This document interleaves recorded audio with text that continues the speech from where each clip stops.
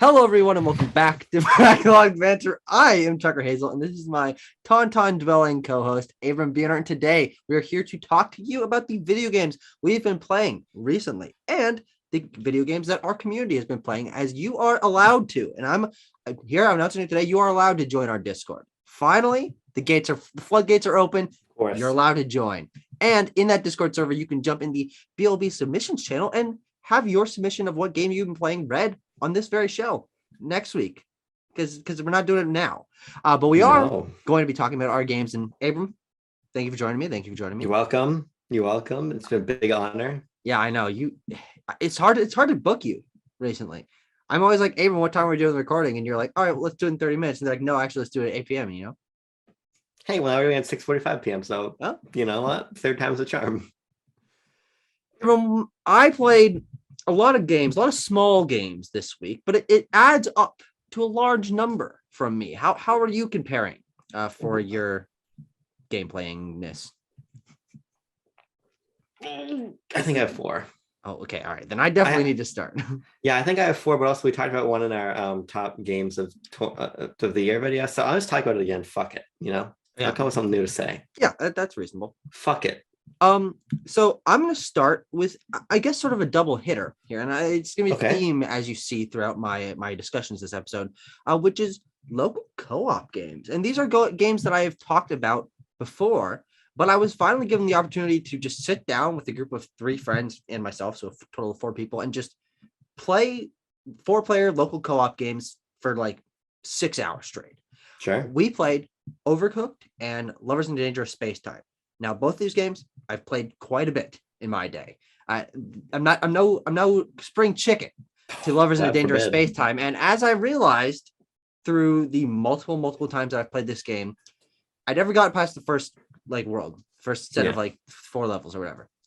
Because this game does require 4 people who know what they're doing to be sitting there and playing it for a reasonably extended period of time to get through the entire thing. Now, our total play clock on completing Lovers in Dangerous Spacetime was only 3.5 hours, so not absurd, but getting 4 people to do that for 3.5 hours had apparently never happened before. And many times that I've played this game, I probably have 15 hours of this game on my Switch, and I'd never gotten past the first one.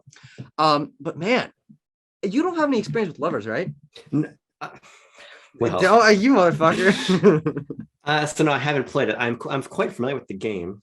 But I've never played it myself because I can't fucking find 3 other people that are going to play this game at the same time. Great point. Yes. I think that's the biggest hurdle to this one. Yeah. And it would not be as fun with only 2 people. Frankly, the chaos in the,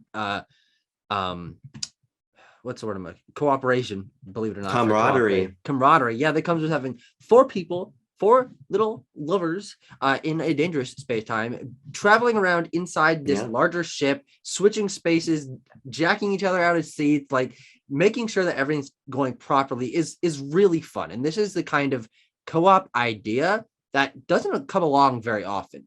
You're piloting an orb, a ship through space, shooting things and getting points and moving on to the next level. But the fun part comes from the fact that your little guy is traveling around inside this ship, and you can hop out of your seat, run over to a different station, hop onto that, and you're always moving around, always switching stations, and it's really fun to coordinate and make sure someone's on shields, someone's on the fucking motor, got 2 people at least on the fucking turrets, and man, this game is just really, really special. Yeah, I would like to play it. I think the problem comes down for me that this is this sort of co-op game where the people playing need to be invested in the gameplay experience. Yes. You need to be some degree of skilled at video games, right? Mm-hmm. The multiplayer games I had the most fun with, and usually the sort of folk I can gather for these settings are like a Nintendo Land or a Smash Brothers and Mario Kart, right? Mm-hmm. So this is just sort of game that's locked off to me for the most part. Yeah. Because this one does not have online multiplayer, right? As far as I know, no. And I think that's fine. I think a lot of people just sort of say when a local multiplayer game doesn't have online that, where's the online? It's 2020X, whatever. Mm-hmm. We need online multiplayer. But I'm not necessarily sure that's true. Like, I think part of the experience you're describing is the fact that you were there fucking hip to hip on a couch playing the game, right? I think there's something super special about that. And you can't really replicate that online. Yeah, and these two games that I did play were certainly boosted by the fact that it was me and four of my friends, like, pushing each other, knocking each other's control out of your hands, like that kind of thing. And having that local experience, which is not something that I'm able to replicate very often, especially not recently. I can't fucking get Tanner to play goddamn games with me. No, you have an aneurysm every time you think about co-op video games. Correct. It's a tough time out here to be Tucker Hazel, because I really do enjoy these kind of games. They're just not something I'm able to experience. But Overcooked is one that I think a lot more people have experience with, because there are two of the games. It's sort of a more established thing. And I think this is the perfect co-op experience. Everyone knows how fucking Overcooked works. Four cooks in a kitchen, making sure you're getting your food to the delivery table on time, and everything is designed to fuck you up. Everything is slippery. Your dash is slightly too fast. You can be pushed around by everyone else, and there's always something in the level where there's fucking rats picking up your food, ice that's making slippery, fucking trucks moving back and forth. It's ridiculous. It's over the top, but it's so kinetic. And there's a rhythm to it. If you and your friends can properly communicate what to do, all right, someone hand me a lettuce head. I need to chop this and then pop the fucking burger on the plate, and someone turn it in now. Like, we were firing back instructions back and forth, and man, we got pretty good at it. I mean, some of those later levels are really obnoxious, like the layout, but it's the kind of obnoxiousness that it's the fun style of having stage hazard on when you're playing Smash, right? Sure, Not great for like skill. But the skill of this game comes from communication, from being with your friends and making sure, okay, everyone knows exactly what they're doing in this level. And repetition on levels does make you understand it better. And we were able to grind up our score to 3 stars and that kind of stuff. And we didn't beat it, which was unfortunate to me. I feel like we got like 80% there, which I'm like, oh, so close. But I had so much fun with both these games. Yeah, so I played a lot of Overcooked, a lot of both games, actually, for the first and the second. I like Overcooked, but I think it works against itself so much. Okay. Because I think that core gameplay is so fucking fun. Yeah. Some of the most, I really think it's some of the most fun you can have in a local multiplayer game. Sure. But I think the problem is the structure of the game, because it asks you to have a certain number of stars to progress. Yeah. And true. I think the problem is that in a game that's already this heated, putting that added pressure of objective success on you to move forward becomes prohibitive, to the point where sometimes those Overcooked sessions turn into toxic multiplayer, right? Because you want to get that, you need that next star so you can get to the next level, but somebody fucked up. So now you're mad at them. And I just think that the game, the actual structure of the game could be changed to where, sure, pursue those stars for the fun of the high score. Maybe you unlock bonus levels at the end of the game. But I just think the way that it's gated has made it so I've never actually beaten an Overcooked game, because it's not fun to turn a multiplayer setting into, oh, you're fucking up, you need to be playing better. It loses some of that magic of when it is just the chaos of everybody cooking and everything's going wrong. 100%. And here's the thing, we're spinning this into a different tangent. All right. Yeah. I tweeted about this like 3 weeks ago or something. The person who invented Stargates to get to, progression, next level, next world, wherever, needs to have their second child murdered. Like whoever this individual was, Jonathan Stargate, he is one of my least favorite people in video game designing history. This specific person, because whether it's having to get a certain amount of moons in Odyssey, or where I was experiencing it, Captain Toad, where you have to go back and scour levels to get a certain amount of fucking stars to see the next world, it slows down the pacing. Like, even if you don't do great on a world or a level or whatever, I feel like you should be able to move on relatively quickly. I feel like there shouldn't be something holding you back, and you shouldn't have to revisit things. That's what really bugs me. Yeah, I think for me, I don't mind it as much in the single player context, because if they want you to improve your skill to get to the next content piece, I think that's less of an issue. How stringent those requirements are to move on is a completely different conversation. But I think in the context of a multiplayer game, it's supposed to be about accessible, chaotic fun. As soon as you start turning that into a test of skill for the combination of everybody on your couch, it just loses some of that appeal for me. Yeah. That's where Overcooked, I think, falters. Yeah, I think for me, what I think the perfect balance is if a level has 3 stars and you need a certain amount of stars to get to the next world, have that star cap be you've at least beaten each world. Yeah. Each level in the Yes. world. Yes. My problem with Captain Toad is that sometimes I would finish the world and I would have gotten like 75% of the stars already. And it's like, you need like 4 more. I'm like, are you kidding me? Now I have to go back and fucking scour the levels, replay these goddamn things. And it's like, oh my fucking God. And I love Captain Toad. It's a great game. But that element of its design really frustrated me because I wanted to see what was next. Right. But the game was like, just go mess around in a couple levels and like eke out a couple more stars because fuck you. And I'm like, all right, bitch. And I did it because I'm a little bitch. But you know Understandable. what? You are. Yeah, I am. Let's be categorical here. Oh yeah. Abram, let's just get the one out of the way here, and then that's Ynglet. Get a horse out of our hockey. I talked about Ynglet on our top games of 2021 video that is already out. No, it's not already out. And it won't be. Well, this is even fucking better timing then. So here's the point. One of my favorite games of last year is a game called Ynglet, and I played it earlier this year. Basically, this even better here then. The premise of the game is it's a platformer, but a really atypical platformer because there's no jump button, there are no platforms. Yeah, you're basically playing as the game describes you as a jellyfish-like creature, and you're basically swimming between what you could consider to be like maybe bubbles, but it's all very the game visually is very abstract. Yeah. So the idea is that it's kind of a physics-driven game where you're basically propelling yourself between these bubbles or maybe off of a springboard or all kinds of things in the environment to proceed through the levels. It gives you very little information. It's very contextual. It's very irregular. You really can't look to any of the big platforming touchstones to see an influence into Ynglet. It really is its own beast, and I love it. I beat it, and I'm not joking, Tucker. It took 69 minutes to complete, according to Steam. Nice. I think it is way too short. I will say that. I think it's also only $3.50 on Steam, so it's not. Damn. But because it's on sale, I think it might be $5. It's $5. Yeah, that's a good point. It's $5 regularly, $3.50 on sale. Even $5, I think that's fine. Believe it or not. But I think what I came to realize, because I wrote a piece about this for RetroX, I think this game is really quite exceptional. Huh. It has I think. Are they aware you played it on a computer? Are you going to be okay? Is your job on the fucking line now? Abram Buhner, PC gamer, how's it going? But one thing I was talking about is that this game almost has like a Super Mario Galaxy quality to it. Sure. Okay. Because as God King Video Game Donkey explained one of his many Gospels of the Lord, he was talking about one of the things he loves about. By the way, is canon technically in the Scott the Woz universe, which is fucking hilarious.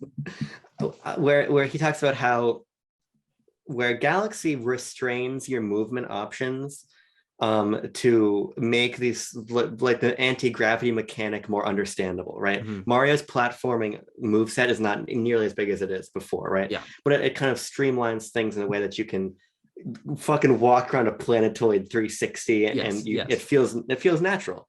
And I think Ynglet accomplishes a similar thing because the game has a really like it's top down and the stages are linear, but they feel incredibly non-linear. Okay. But the game is very seamless. It's very intuitive in the sense of I never became lost. I always had a sense that I was moving towards the ending.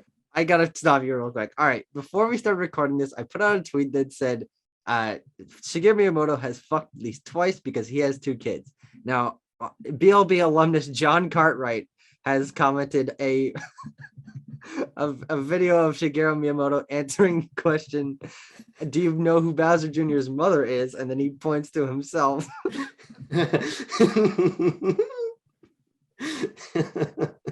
Holy fuck. Oh my God. All right. Sorry. That just had to be discussed. You know what? Shout out to John Cartwright. Yeah. So the point of the matter is Ynglet is designed in a very clever way. Yes. And that cleverness makes a game that feels incredibly abstract and totally irregular for the platforming genre feel also incredibly intuitive and easy to play. It's a very playable game. And because of that, I really think this is an absolute must play. Just a complete must play. I think this game is it is so fantastic. Much of a must play that I will have played it by the time we come around for the next BLB. I plan to play this. I plan to play it through Steam Share on one of our friends' accounts. Then my computer was like, what's Steam Share? It was being weird. So I haven't gotten to it yet. But I'm going to. I'm actually very excited to try this. It seems right up my alley. It really is right up your alley. I describe it as a less sexual ho-hokum, but I also think it is a more sensical ho-hokum. Yeah, well, the funny thing about ho-hokum sexuality is that the title is comprised of 3 sexual things. Ho ho come. That does actually Santa's catchphrase. All right, that's enough about Saint Nicholas. And Shigeru Miyamoto. Let's move on to something that is another rock block here. So that means a couple games mishmashed into one. Because why are you laughing at me? Because I think I know what one of the games is, and it reminded me because it's a funny game. Yes, there's funny games in here. This past week, I've sort of discovered a subset of games that I knew existed but never really delved into, which is how I'm describing them in my own head is games that are the video game equivalent of like avant-garde short films. They're fucking weird. They're really short. They're just creative expression of basically usually one person, and they're just have a fucking field day. And the 3 games I'm gonna be talking about, or that I played, I don't know how much I'm gonna delve into each of them, but is Passage, Plug and Play, and Kids. Now, Plug and Play, I think, is the one you're laughing at. Yes. Because Plug and Play, a game developed by the team Playables, who I believe is now their games are published by Double Fine. So by fucking extension Microsoft. And Plug and Play and Kids, both made by Playables. Yes. They are interactive animations. It is hand-drawn drawings of things doing things that you get to mess with your mouse. Yeah. And you can't mess with them in any particularly large way. They're going to complete their objective regardless. But I find that idea not to be something insane, but something very compelling of just having video game interactivity means something different than it usually does. And I think it's really cool. And these games are both like $2.50 on Steam.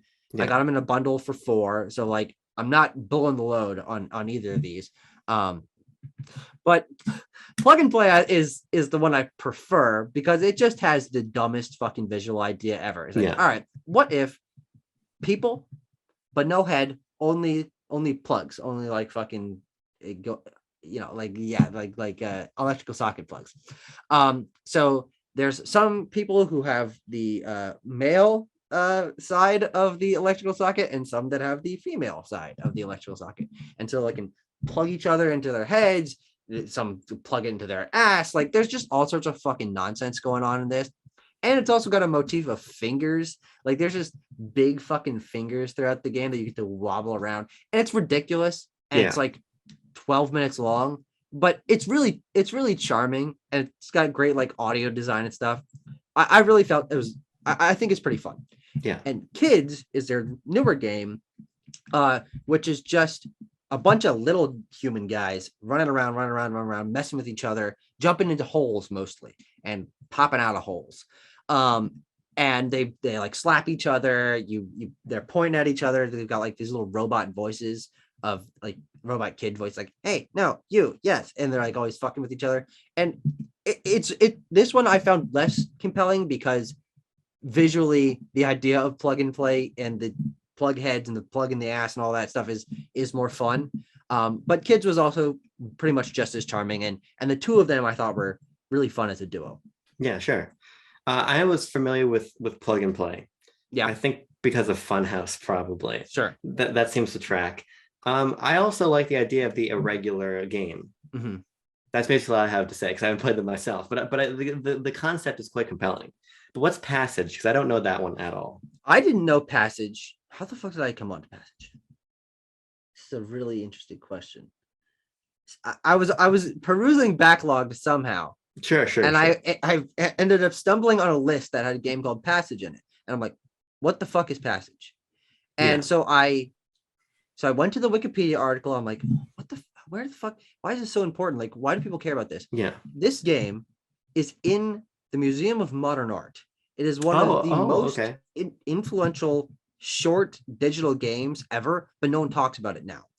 This is a game made by, hold on, let me pull up his name real quick so I can actually be specific here. Nope. Hideo Kojima. Just looking up Passage, by the way, does not help. Believe it or not, that is a phrase that means other things. Passage is a game made by Jason Rohr, which is played entirely in your browser. It's free. It's fucking digital, and it's 5 minutes long. That's a max that it can be. And it is played entirely in like 16 pixels by 300 pixels. So this is not a full screen game. This is using a weird aspect ratio, which is not something you see very often in games. And the only thing in the game is you as a little guy moving across the screen from left to right. But there's a maze in the way of little blocks that you can't go past and stuff like that. And what this game attempts to do is tell the theme of aging and the complexities of life solely through navigating through this little maze. Oh, okay. It does this through a few ways. When you start at the beginning, you're on the left. On the right, everything not like directly in front of you a few steps is kind of blurry and like a little weird pixel mishmash. Yeah. And as you start traveling across the screen over the course of the 5-minute timer, the everything behind you starts becoming blurry and weird. And the idea of that is you're young at the beginning. You don't know what's coming next. The future is nebulous. It's a blur. And as you get older, the past becomes more blurred, and you can't quite remember things. And your little guy's sprite ages as you're going. So you start off as like a kid, and then you end up as an old man, and then you die. And the ending is your grave showing up. Cool. And the other wrench that this game throws in is that technically you get married. You start off, you walk a little bit, and then you find another person, and you and your wife go through life together. But what this does is that it makes you 2 blocks wide. So you can't navigate the maze as easily. You have to, like, essentially life is harder to navigate once you found a partner, but you gain more points. There's a high score, which doesn't really fucking mean anything, but you gain twice as many points if you're going through. It's like life is more rich and you gain more out of it if you're with someone, but it's harder to navigate. And so like it's using gameplay mechanics and visual cues to communicate all these deep themes, and it's fucking 5 minutes long and it's online, and it's a really interesting idea of no one really cares too much about this anymore. It's not like no one thinks it's that good, but it's really interesting. And I find this to be really compelling. And I think that's also where I led into finding Plug and Play in Kids, is like just short art games that have an idea. And I really found this one to be interesting, especially as I dug into it and found that people do highly consider this game. Yeah, I love that. I wasn't familiar with this at all, but that's the sort of storytelling I fucking harp on, because it's the sort of storytelling that can only be accomplished through this medium. Yeah. And so I find that quite compelling. And I think I could probably find 5 minutes on the old fucking timetable for the day. So I'll definitely check this one out. Yeah. Now my computer's not charging for some reason, and I'm very low on battery. So we're going to figure this out real quick. You fucking vamp. Okay. Oh, I thought we were fucking going to take a little bit of a pause in the recording, but no, here's what I want to talk about. And I want people in the comments to address this point. I think that I have become the preeminent thumbnail creator of Backlog Banter. I think my thumbnails are absolutely the best of all the thumbnails on YouTube. Well, Backlog Banter's YouTube. I think these are fucking dynamite. The reason these are so good, and you got to pay attention to these details, it's because of the drop shadows I put on the elements and because of the ways that I layer character models.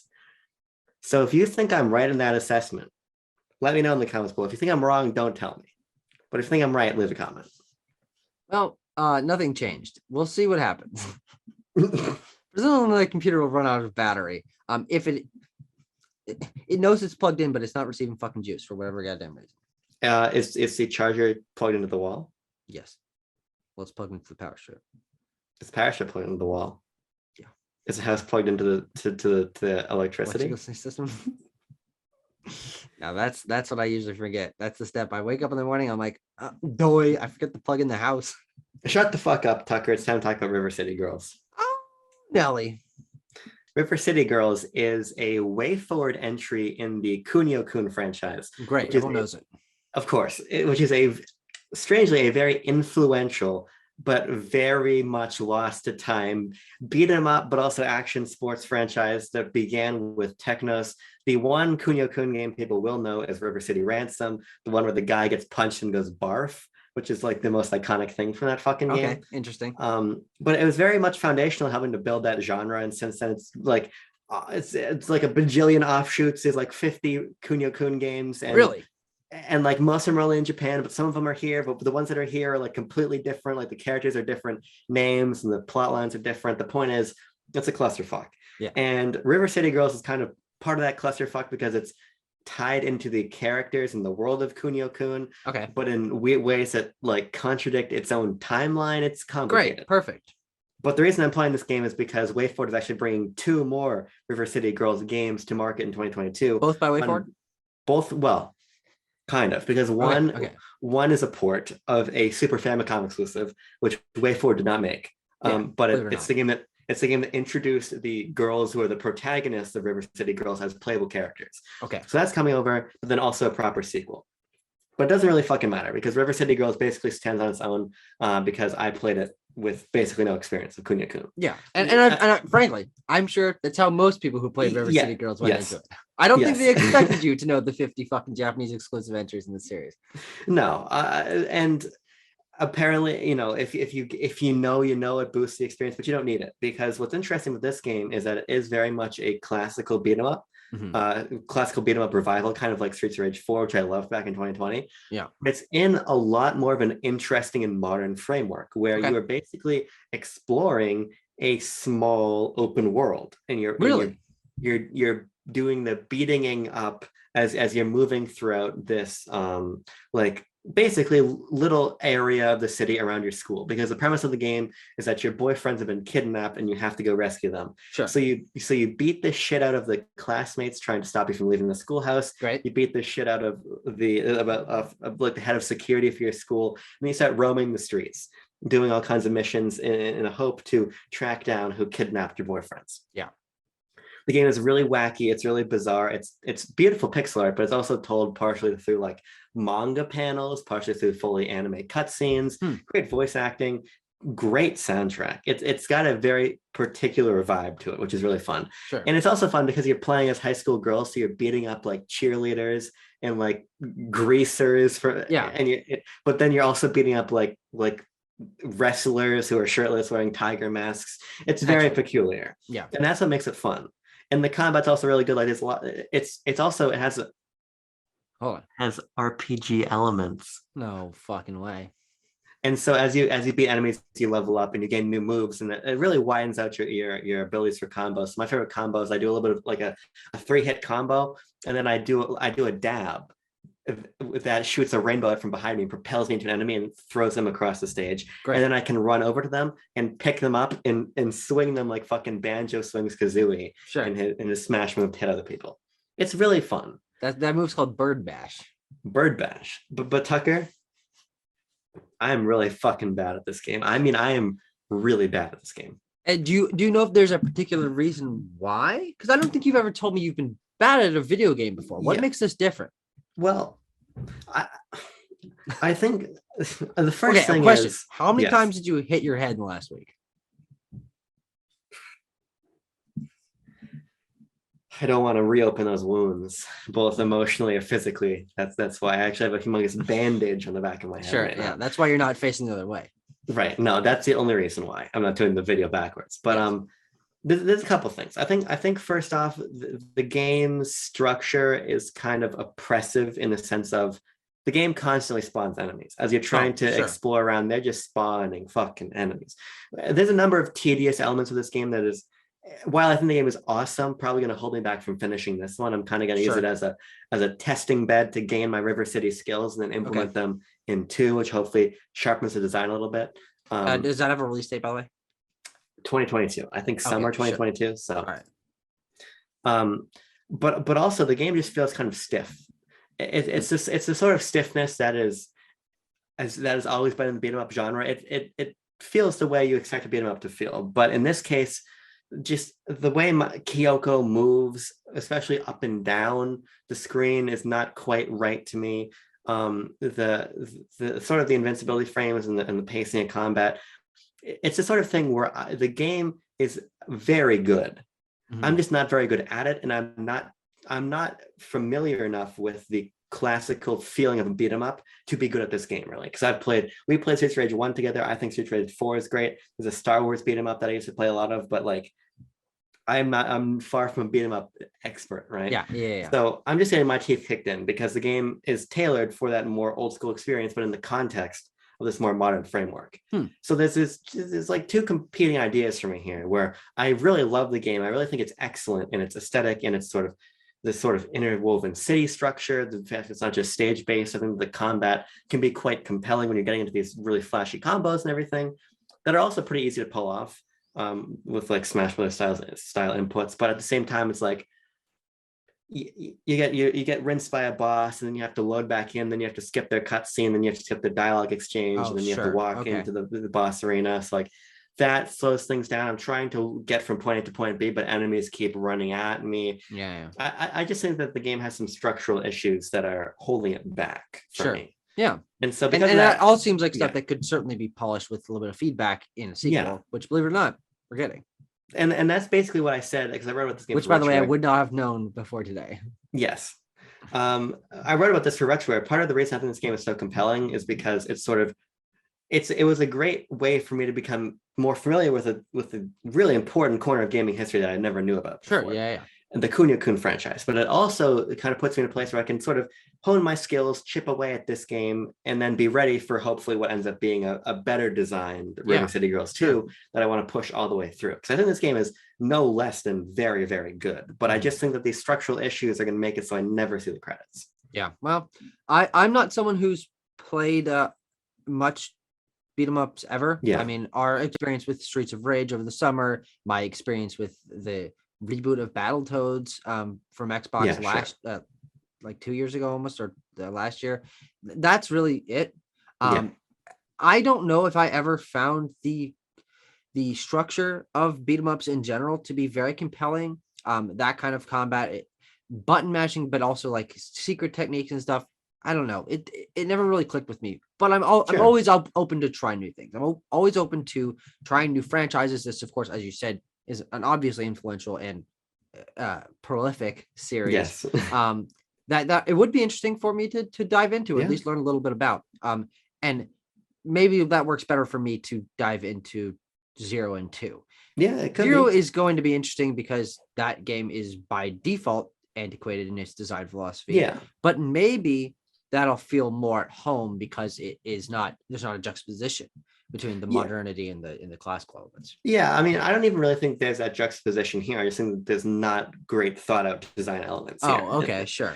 Because I also think the combat, if you were to play anything, River City Girls might be a good one for you to try at least, because it is very combo heavy, but the combos are very easily pulled off. Like I said, it's Smash Brothers esque inputs. You don't have to fucking quarter circle into the A B X Y A A X X A Y to do a combo, right? It's up and X, or it's X while running or whatever, right? It's very simple from that lens. So I just think the more that I play it, I just become more and more bogged down in these problems that I was writing about for my piece. So it's gotten me ready for the future, and for TMNT Shredder's Revenge, which I'm actually much more excited for. That's true. But like I said in my piece, River City Girls is now really on my radar, and so I definitely think that if 2 irons out these structural issues, I am definitely going to pick it up. Sure. A genre I'm not familiar with. We got to catch up on. Sure. Let's move on to spoiler alert.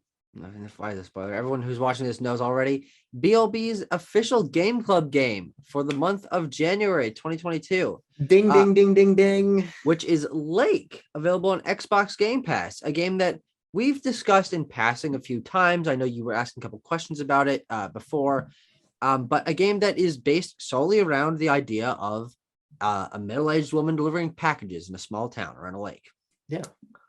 And I have beaten Lake. I played it for 6 hours in the span of under a day. It didn't take me very long to beat. And I'm very conflicted on this game. It's a special game because it's got its own idea, it's got its Yeah. own charm. It's more laid back than probably any fucking game I ever played in my life. But this game feels like it was made on a PS2 by like 3 people. And Sure, yeah. and it really falls apart from that lens. I mean, Sure. I've played a lot of cheap ass basic 3D Steam games in my day where the movement's not quite right and the textures are loading in and you try to press A from too far away and it fucks things up and stuff. And unfortunately, this game, which is released on Xbox Series S and X and other things, feels like a capsule out of time. Like this game should have released on Steam in like 2009, and it would have felt at home then, because a lot of games of this ilk were releasing, Sure. and the kind of visual glitches and not necessarily a lot of visual polish in like the UI and stuff like that. Sure. Those were much more common back then. But unfortunately, they really do hold a game back when it releases in a modern day, and does feel like it came out of a cheap game studio from 2009. Now, I don't discredit any of the design that this team put in, but for the first time in a long time, this feels like an indie game that was developed by a small team with not a lot of money. Obviously, they got their game on Game Pass. Great for them. I'm sure that gave them a fucking financial boost.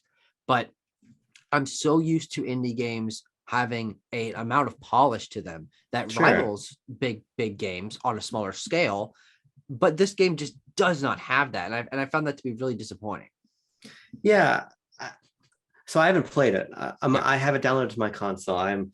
I got a couple games I'm going to finish up, and then I'm going to hop into that, because it's game can't. If BLB Game Club is one thing, it's fucking preeminent in my life. When that game gets announced, I get right on it.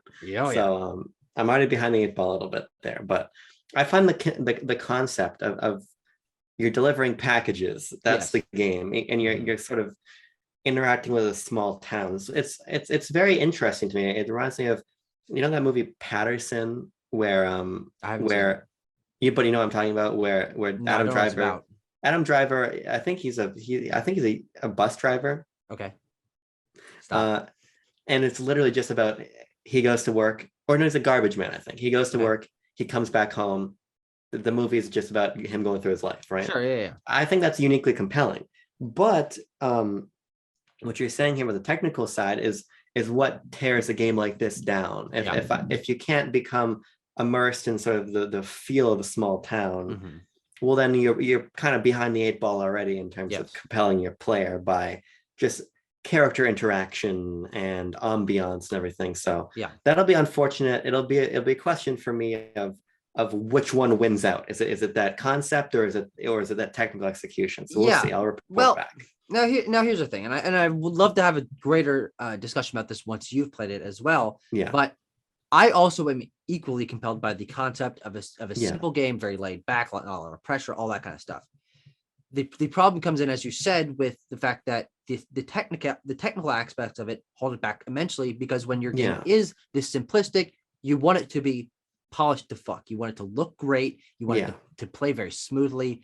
But this game doesn't have that. And unfortunately, the thing that even dings it even more is that concept of delivering packages and all that. Of course, I said doesn't play very well, but isn't very interesting story-wise either. Like, these are just small town, for the most part, white people. Like there's the cat lady, the fisherman, the lumberjack, and like, that's about it. Like they're very archetypical characters. There isn't a lot of overlap between characters. There's not a huge amount of history in the world. There's basically no driving force of like a mystery. What are you trying to discover in this small town? Like, fucking someone died. Like, obviously games don't need that, but when it's this simplistic and you're dropped into the world and you're like, deliver the mail. You're a middle-aged white woman who's back in her hometown. That's really what it ends up becoming. And there's you build these relationships with characters who are decently acted, decently written, like decently distinct from each other, but they do feel very much like archetypes. There's not a lot of unique identity here, which is really disappointing, because a game like this thrives on you being immersed in its world and its characters. But when I'm like, gotta go see the cat lady again, and she's got her fucking cats, and she's gonna say the same thing that she said last time. Not that the dialogue repeats, but same idea of sure. time. It's like, man, yeah, I don't know, man. I actually don't think this game is that good. And that's very unfortunate. But I'm very interested to hear what you say as well. Sure. When you get your hands on it, and I, what, 5.5 hours long? You can finish it. We'll see if I do. My thing is I'll probably give it 2 hours. Sure. If it doesn't hook me in 2 hours, well, there's plenty of games you can beat in 3.5 hours that are much more compelling than pushing through something that I kind of understand. So we'll see. I'm quite compelled by the concept. I'm actually even more compelled by your dislike of the game. Sure. Yeah. So we'll see. Maybe we got to make a tuck moments list. Oh yeah, let's do it. But so I've got 2 more games to talk about. So do I. What do you fucking do? Look at that. Let's talk about a game that's actually very similar to Lake. That's Call of Duty Vanguard. You little bitch. I hate you from every fiber of my being. Call of Duty Vanguard is, I don't know. This game's kind of bad. So we're talking about the campaign here. Yeah, we're talking about the I don't trust me. If we're talking about the multiplayer, the multiplayer is really bad. Okay. I'm not a COD multiplayer fan. So I think we've talked about it in many junctures on this fucking program we do. So I'm a modern Call of Duty fan, I would say. I play them for the story,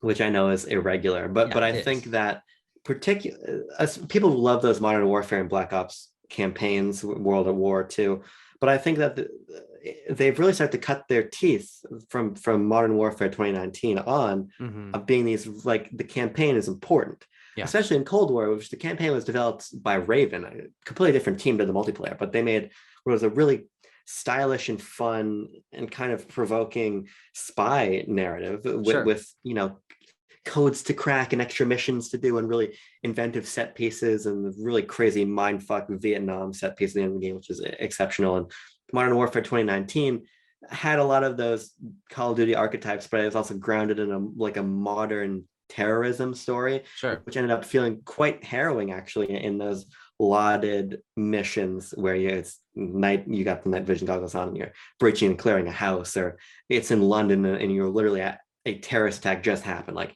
that game was visceral, interesting through that lens. Cold War kind of takes the single player and gives it some more meat on its bone from Raven, and Vanguard just kind of does another World War II story, and it's not very good for a number of reasons. First of all, the game runs like dick on Series X. Really? I don't know why. Okay. In gameplay, it's totally fine. The game actually is very smooth, but the cutscenes are really weird. First of all, sometimes the graphical effects that look really bad, like rain does not look good. Certain things, if you get too close to a character model, they do not look good. There's a lot of issues there. Even as this game has an option to stream higher resolution textures to your console, which is bizarre, which I did. Yeah.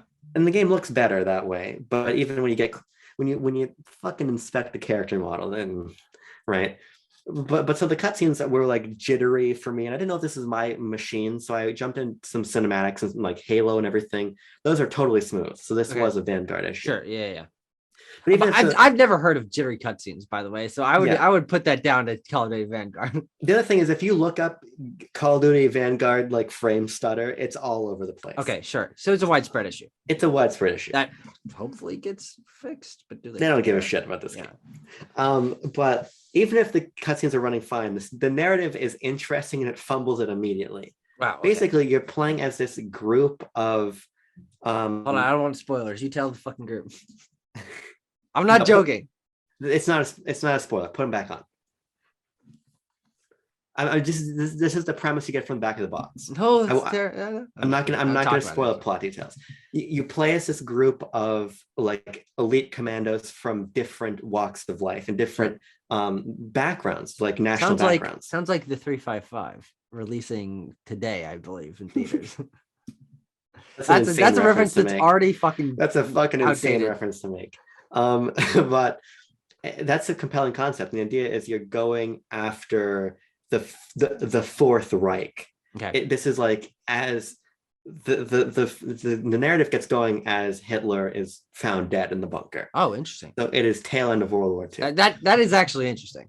but it throws that premise down the fucking gutter immediately because the lion's share of the game is flashbacks for each member of your team, but not to how their mission, not to how they got to this point in the mission, but to just random other accomplishments these people had during World War II. So like you go to the Battle of Midway, for instance, which, by the way, one of, if not the worst mission I've played in any first-person shooter campaign ever. Really? And I am not being hyperbolic. If you look this up, this is people hate this fucking mission. It is a first-person cockpit mission, and it's generous to say that the game has controls. It's generous to say that you can control what's happening. You have to make bombing runs on enemy planes. The trick to not taking damage is to taking your hands off the controller. You do the transition cutscene and you let go of your controller, you will hit the target. They go dodge the enemy fire. That's the only way I could do it. Fascinating. But so the game just gets in its own way constantly of trying to introduce these surface level gameplay ideas that do not work, of taking away from the interesting narrative to just tell random fucking vignettes. It feels incredibly slapdash. Yeah. What's even more frustrating is one of the characters, Polina Petrova. She's a Russian sniper. She's awesome. Okay. She is awesome, and her gameplay is, I'm not going to call it unique because every character is like a surface level like gameplay concept. Sure. Like one of them can hold 4 different kinds of grenades. One of them can slow down time for a second. Polina Petrova can do Uncharted climbing sections. Okay. So I'm not going to say that any of their gameplay additions are unique, but Polina is a compelling character. You'll learn about her family dynamics. You learn about, because as people, spoiler alert for World War II, the Russians end up turning on the Germans. They break out of the Axis when Hitler tries to invade, and they push him back in Stalingrad and all these places. So playing through that stuff is for World War II. Playing through that stuff is really cool, and she's a great character. But then you end up spending so little time with her. If the entire campaign was Polina Petrova's storyline, sure, or even if we went to like Lucas Briggs, who is the Aussie, who is he's demolitions expert. Like some of these vignettes are fun, some of these characters are compelling, a lot more so than others, but it ends up not working very well. It's not cohesive. And this game, pardon the pun, handles its subject matter with the fucking nuance of a sledgehammer. That's a pun because Sledgehammer made this game. But like they try to talk about like segregated American units, and it ends up feeling really hokey and really poorly handled. Sure.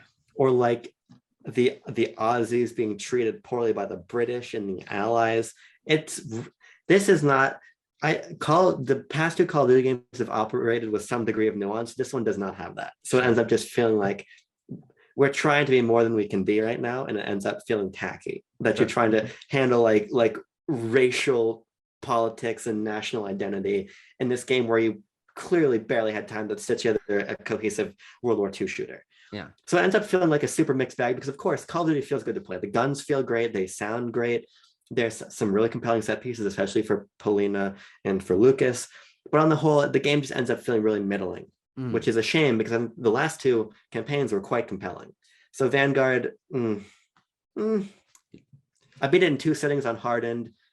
By the way, the AI is dumb as a sack of fucking bricks. Hardened is the second high. There's 4 difficulties. Hardened's the second highest. I did not want to play in veteran because I was not trying to like kill myself. I was trying to play, just have a little fun with Call of Duty. The AI is stupid as shit.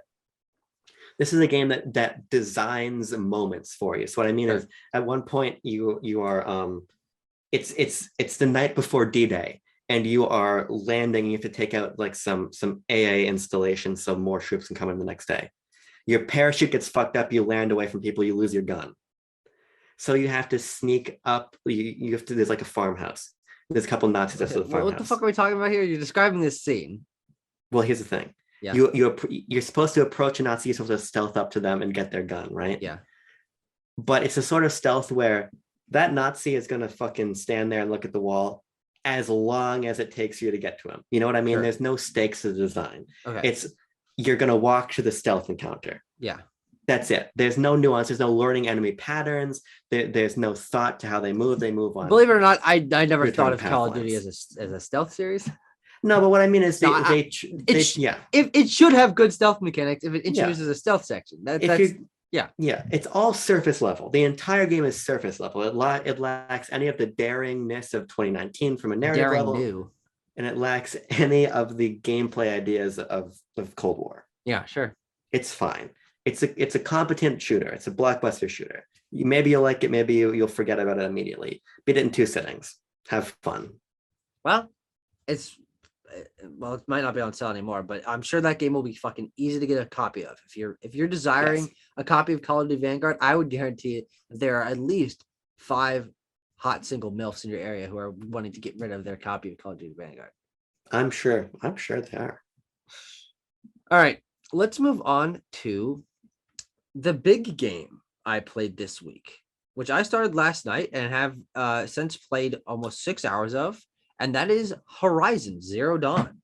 The one of the PS4 games, one of the big first party new IP from Sony last generation, which is getting imminently its sequel, Horizon Forbidden West. And as someone who I played like 4 hours of the game originally, like I'd done the opening cutscene, I dicked around the open world, I'd fucking climbed a tall neck, but that's it. Yeah, I was interested in diving back into this game to learn about the story and the world, because from the get-go, this idea of this world and the lore, especially, I don't really care about like the quote unquote modern culture of like the fucking tribes and all that, but the lore idea of some sort of history with machines that came back to life and started like rebuilding themselves, and humanity disappeared for some reason, and Aloy's tied into this somehow, and there's fucking holograms and shit. Like, I'm fascinated by that. Yeah.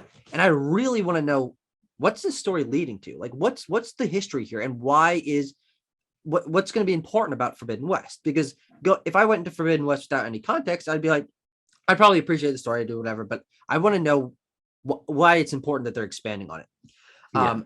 And so I hopped back into the game. I played the totally serviceable but relatively mediocre opening like 2.5 hours of the game before you get into the open world. I mean, this is the exact opposite of the Great Plateau. In Breath of the Wild, obviously this game's released very close together, a week apart. Yeah, this one got overshadowed, believe it or not, by Breath of the Wild. And it's hard not to draw those comparisons, but when gameplay mechanics and story pacing are taught to you so naturally in Breath of the Wild, I think you compared the opening section of this game to Last of Us style thing, like someone walking around with someone, they're teaching you how to do a thing. Okay, then you do it themselves, yada, yada, yada, scripted fucking thing.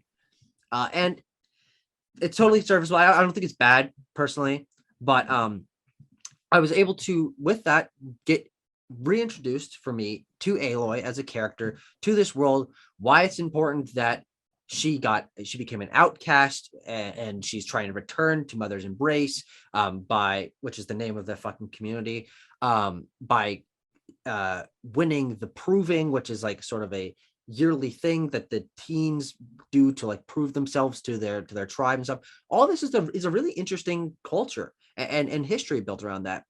And I'm having a very good time with the game. I'm appreciating it on like 8 out of 10 of its elements. I do think that the like wars between the modern tribes and stuff like that are I don't really care. But I like Aloy.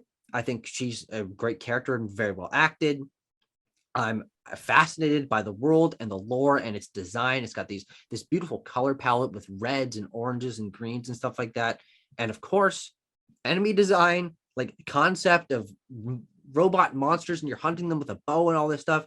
This game is really incredible, but it's also kind of janky, and I don't know how it's kind of janky. Like, I expected this to be polished. I don't remember any of the jank when I initially played it, and I don't hear anyone talk about that, but like the environments are kind of not designed for you to climb around them. There's like rocks and like fallen buildings like this, but you can like jam yourself up them. And I had quite a few instances of just like characters talking but no sound was happening. I get the fucking dialogue boxes at the bottom, but I couldn't hear what they were saying. It's like, how is this not polished? Like, this is the first part, and I don't know, maybe my copy is weird or something like that, because I don't hear anyone mention this, but it is missing like 15% polished that is really weird to not see from a Sony first party game. Yeah, I don't like Horizon very much personally. I've tried it at several points. I tried it at launch and threw it away for Zelda immediately. Yes. But then as many people did. Yeah, I played it again last year, I believe it was. Just gave it another shot. I just think that the game is very much Guerrilla's first third person open world action adventure RPG game. Yeah. Because as you're saying, I agree with you completely. The world is the traversal is not very fun. No. You think you can jump over or through things and you can't. Mm-hmm. You think you can interact more with the environment, you can't. I also think the combat is especially good. I think that it's fun against the dinosaurs. Yeah. But as soon as you start fighting people, it gets really stiff. Mm-hmm. And I just don't think that the game is fun to play. It's beautiful. I really love the world with the dinos and everything. And I love when nature and technology meet. Yeah. And it's such a great aesthetic, but I just don't think the game is fun. However, I think that what's the new one called? Forbidden West? Yeah. Forbidden West looks so much better because what they've honed in on is how we improved combat, how we improved traversal. Yes. And with those things improved, I am quite excited actually to give that one a shot. Yeah. But and for me also now playing this, there's no way this game is unpolished. Like they've had this time to work on this game, and it's obviously the premier first part. It's frankly it's premier first party game of the system so far. Ratchet and Returnal notwithstanding, I would say this is probably their biggest first party release thus far. And I don't feel like there's any chance that there's missing dialogue lines and stuff like that. I feel like that's probably polished out by this point. And I'm excited to have that kind of polish and obviously combined with the improved movement and combat. I do think that it could be quite excellent. And I am enjoying this game. I do think it's a very good game, but it's surprising that it's missing polish because frankly, and I played quite a bit of the PS4 first party games, and they're usually on a very set bar of quality. Yeah. For some reason, this is just like 2 steps below that. It's like, how the fuck did how that happen? I mean, I think it surpasses a lot of the first party PS4 games in terms of creativity. Sure. But again, it's like Guerrilla had never made a game like this before. Yeah. And it shows because when the game is not feeling a little bit substandard, it feels very standard in terms of here's the open world map and you're going to progress it by climbing the tall guy. And that's which, by the way, hold on, this is one of my biggest points about this game. This game has the best towers to unlock the fucking map ever. The idea of climbing up like a fucking robot giraffe with a UFO for its head and like unlocking its fucking memory to like tell you what's going on around you. And it's moving and you have to like get up on a building to jump on top of it. Fucking awesome. Yeah. That doesn't mean it's not a fucking repeated gameplay thing we've seen a gazillion times before. But Horizon, I think, does it better than anything just because it's so damn cool to find a fucking tall neck and see it off in the distance and find the building or the ledge that's near it that is walking around to jump onto it and climb into it. It's pretty cool. And I am very invested in learning about the world. And I'm putting it out there now. I really do want to beat this game. Will I burn out on it?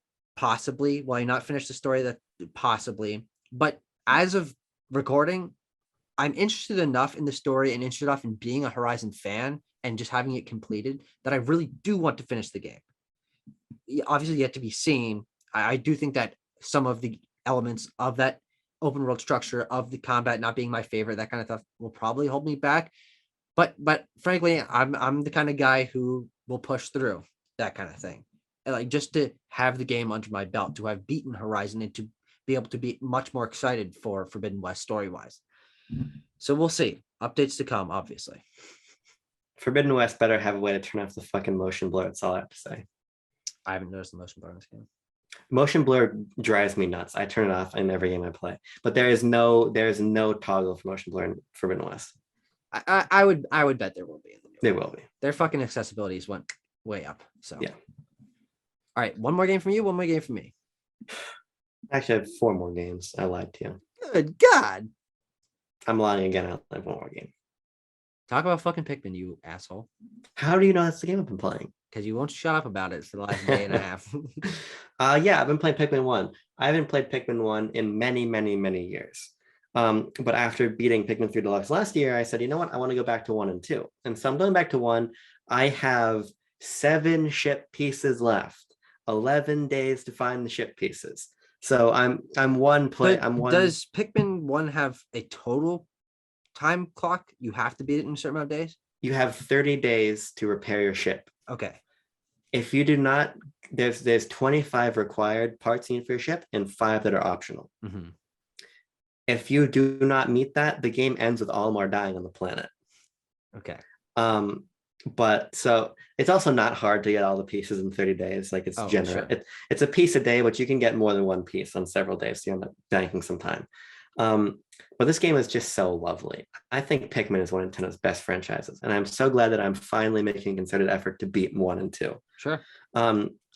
I think that we were talking about how maybe in Pikmin 4 we shouldn't go to 4 captains. Maybe the idea shouldn't be more. And I think stripping it back to just Olimar, stripping it back to just 3 Pikmin types is really refreshing. It makes the game a lot smaller scale. Which, by the way, that doesn't make any fucking sense. No one's stripping back Pikmin 1 to only this. You're going my back. Experience back. You know what I mean? This show's all about us. No one else matters in this show. Not even fucking Shigemimto. No, not even him. But I just find the game really playable from that respect. It's not too much to manage. I just think that 1 captain is the right amount of captains. Sure. Okay. And so I think the game is really lovely. It's solving environmental puzzles. It's fighting the enemies. Yeah. It's gathering the Pikmin. It's quite stressful. Really? And because this game is really punishing you're literally this fucking fat frog man just pancaked 20 of your Pikmin. Now they're dead, all of them. They're all dead. Fuck you. Mm-hmm. And so that's fun. There's this really awesome tension between like how curious the world is and the sort of scientific exploration of it, and the fact that these are wacky little Pikmin who lie down to the Jeff Goldblum pose when they're taking a break, and also the fact that like Olimar is going to die if you don't complete this mission, and literally everything is bigger than you and it wants to kill you. So that's fun.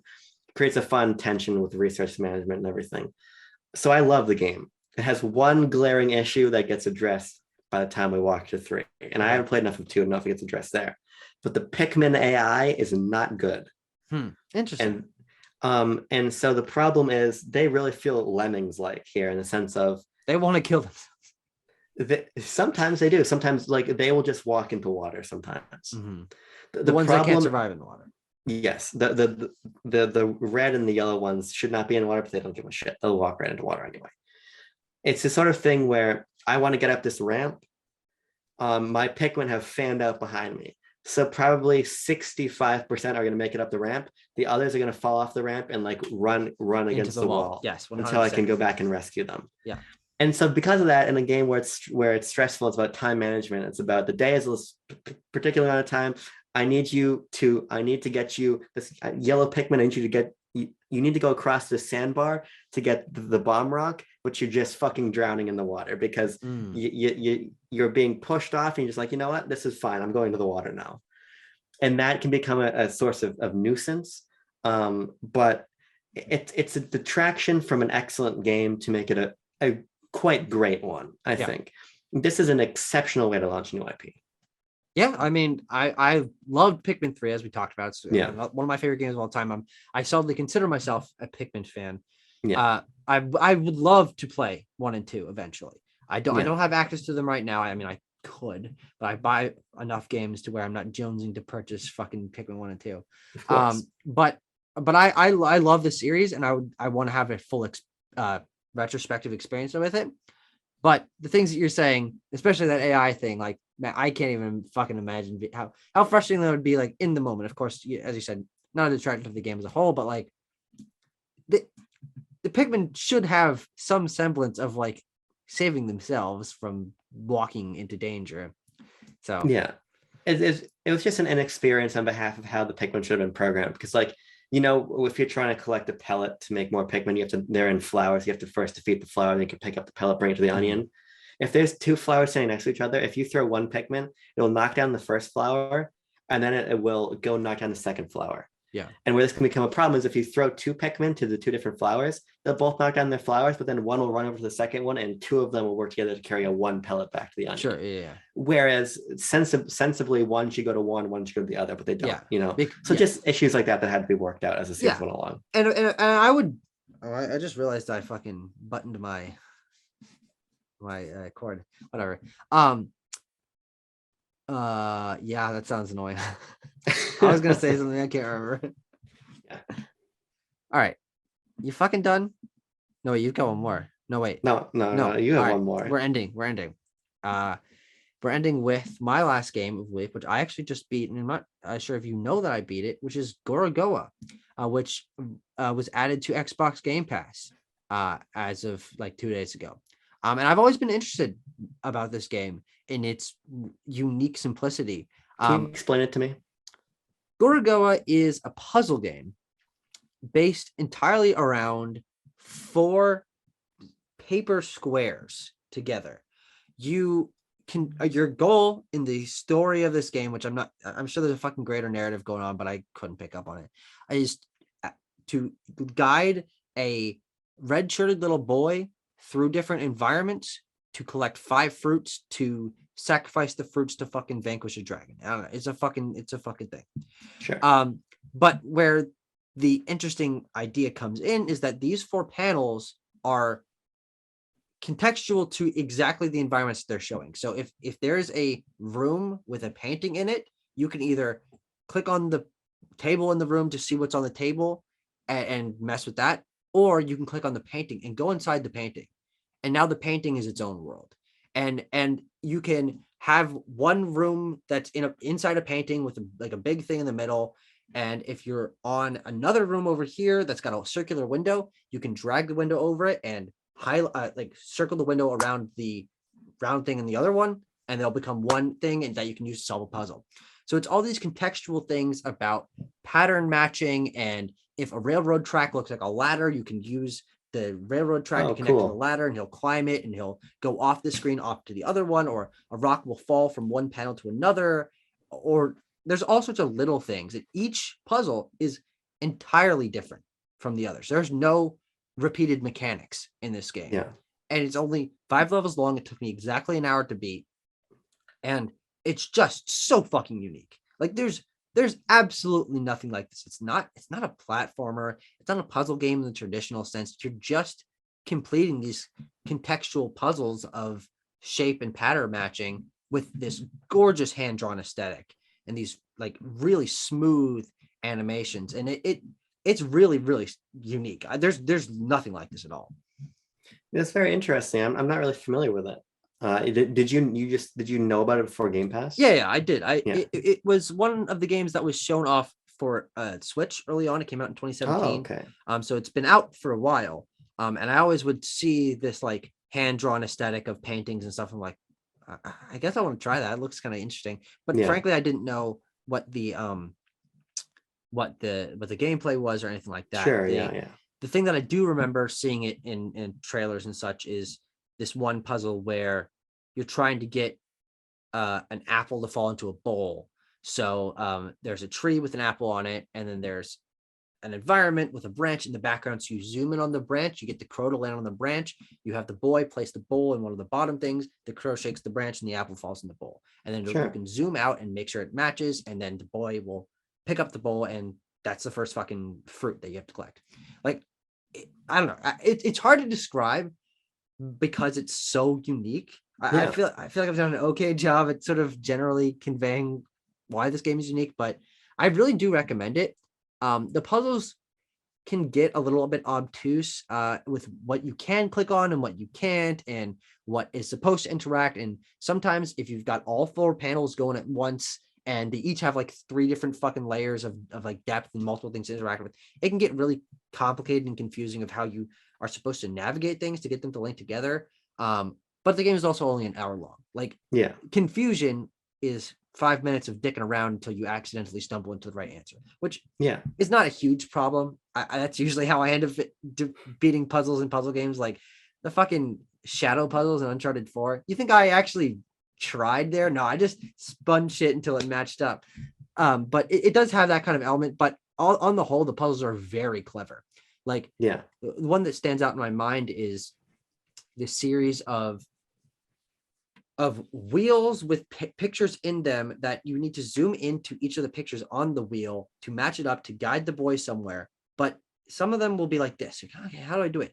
But if you zoom out and there's a bottom half of a sun on the thing that's got little spikes come off it, use that as a gear to turn the entire painting with a guy who's like climbing up a mountain, like as a fucking hamster in a wheel to make it move.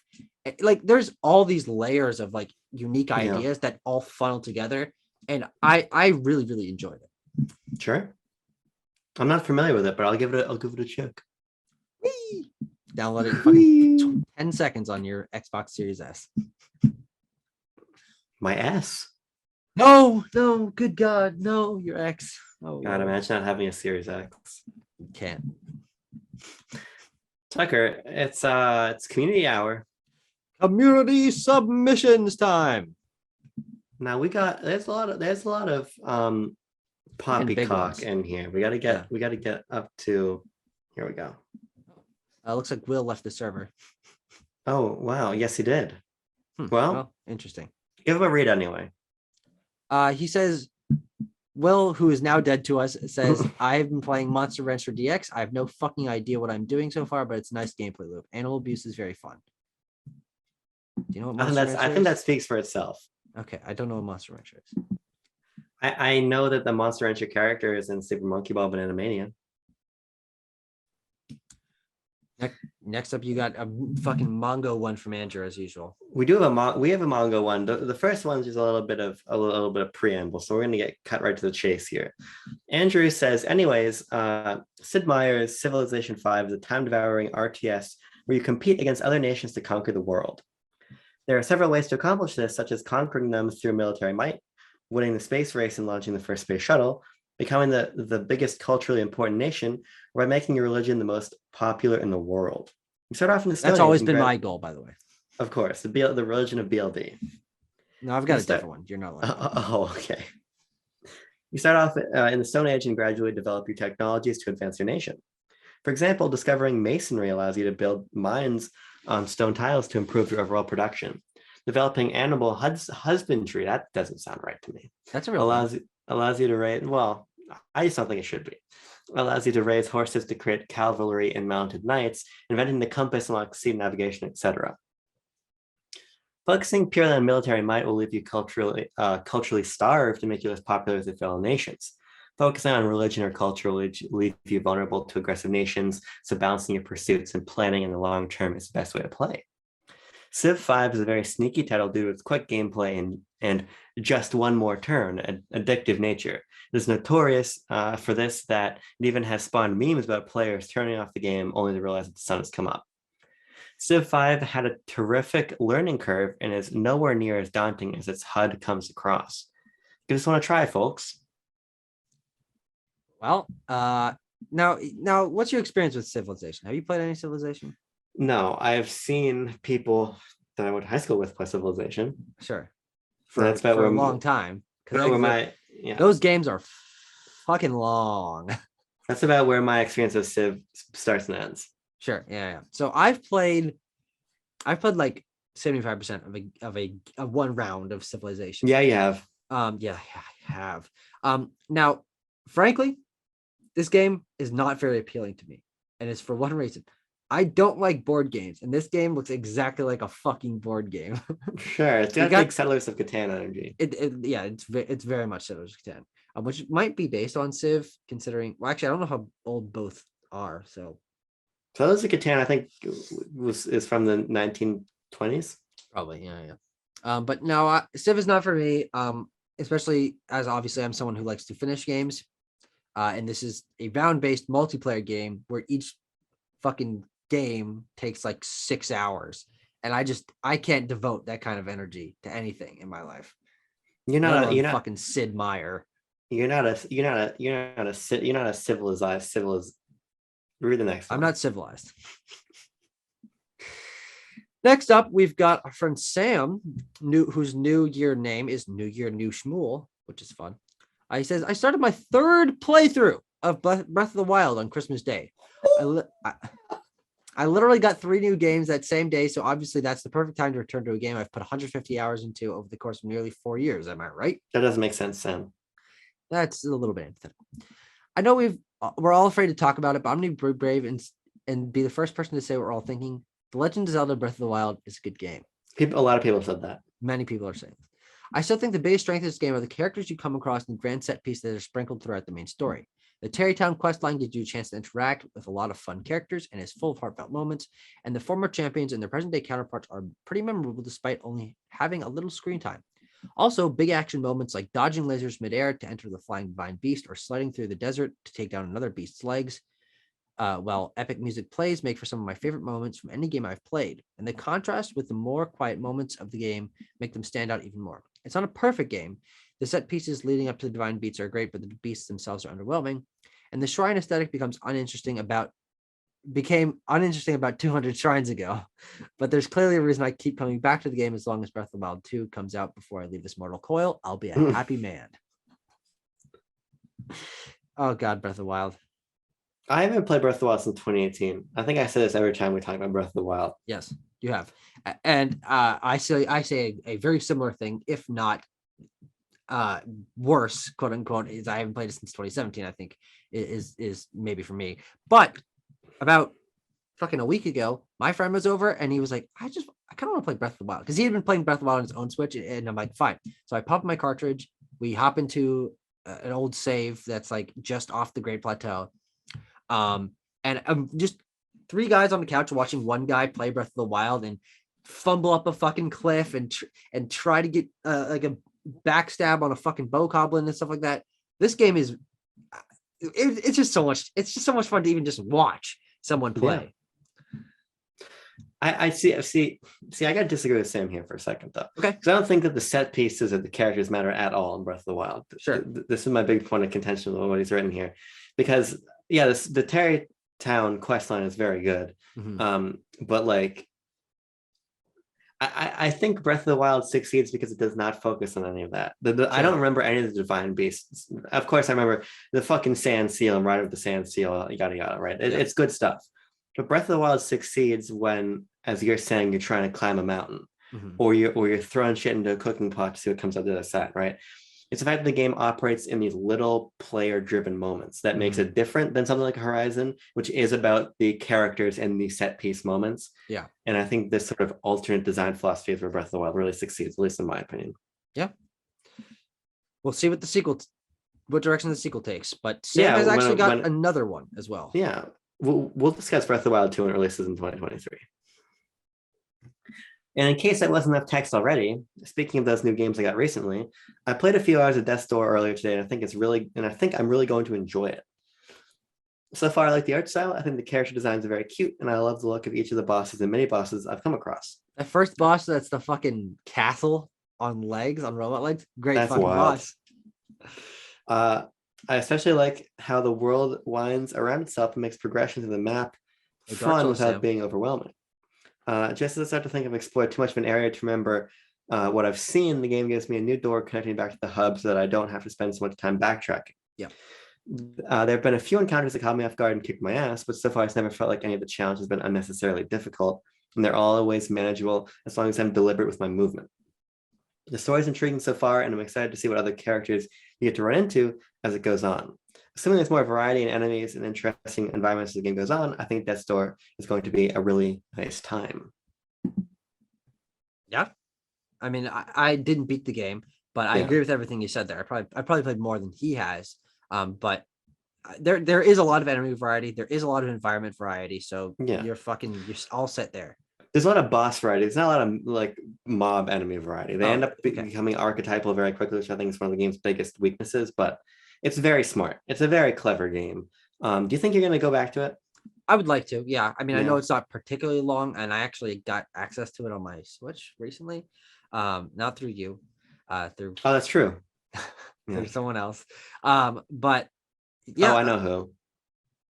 Probably the fucker that kept kicking me off the PS5, right? Oh yeah. Were you guys having a fucking tussle over that? Yeah. But I think you should finish it. I would like to. I'll think less of you until you do. Great. All right, let's see. Is there anything else? Timo says he loves Civ, and 5 has a special place in his heart, as it was one of the first games he ever played seriously. We have one more. It's from Franz. We scroll down a little bit. Oh yeah. All right. Pantry parentheses Picross master, which is the best kind of master to be. Our friend Franz says Fallout 3 was a game that I started in 2017. No, 2016. I just read that number wrong. And I just finally finished playing it on and off. Over the moon to finally get done with. It was the first open world RPG Bethesda game I played, and it had a very unique charm and atmosphere to it. On Series S specifically, they recently patched the game to run at 60 FPS, and it was insanely smooth and clean. Also, I classically found a few funny bugs / crashes here and there. One made my Xbox sound like the MF Wii when it freezes. It was a lot to learn as a newbie to the series, and I have tried to murder many people on start at the start of the game.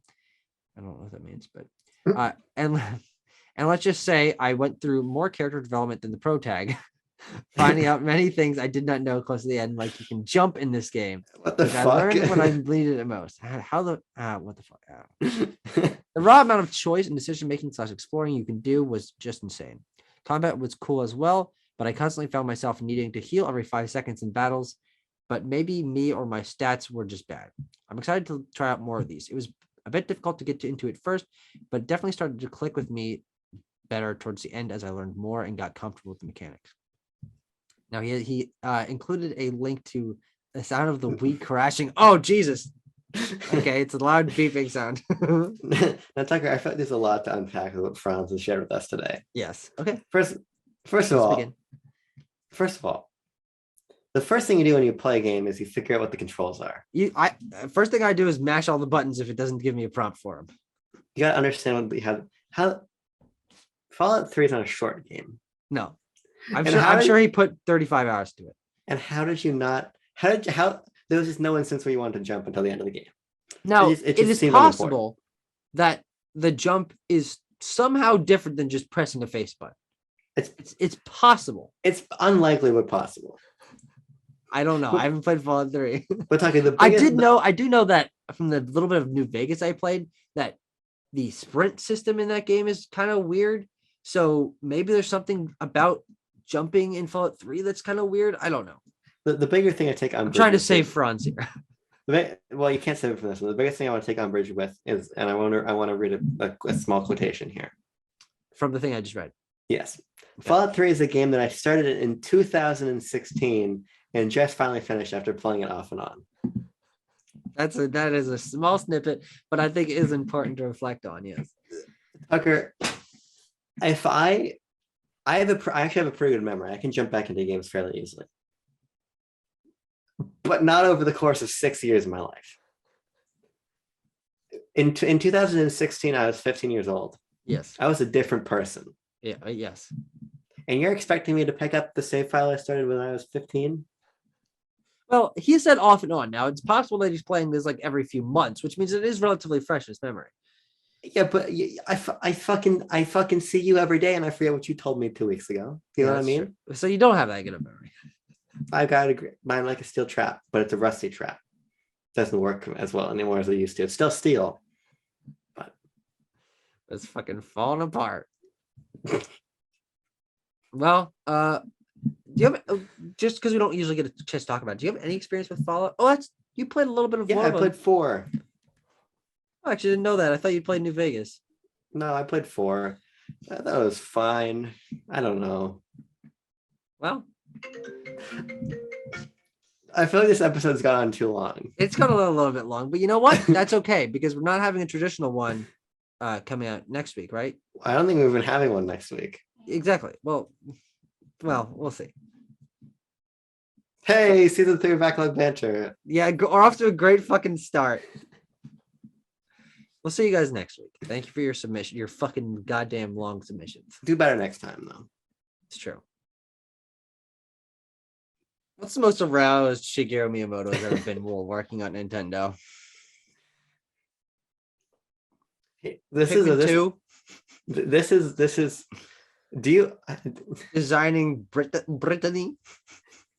How likely do you think it is that Mr. Miyamoto just jerked off all day after Bowsette came into being? Well, frankly, I don't think that man has had sexual energy for like 50 years. You don't think that would have reawoken? How many children does Shigeru Miyamoto have? You never hear about that. I don't actually know if he has children. He has a wife. He has a wife, you know. I don't know. Do you think he got his wife a Bowsette costume? Shigeru Miyamoto, Japanese video game designer. Wikipedia. Children too. Okay, well, he had two proper ejaculations in his life. Mr. Miyamoto has fucked at least twice. That's a great tweet.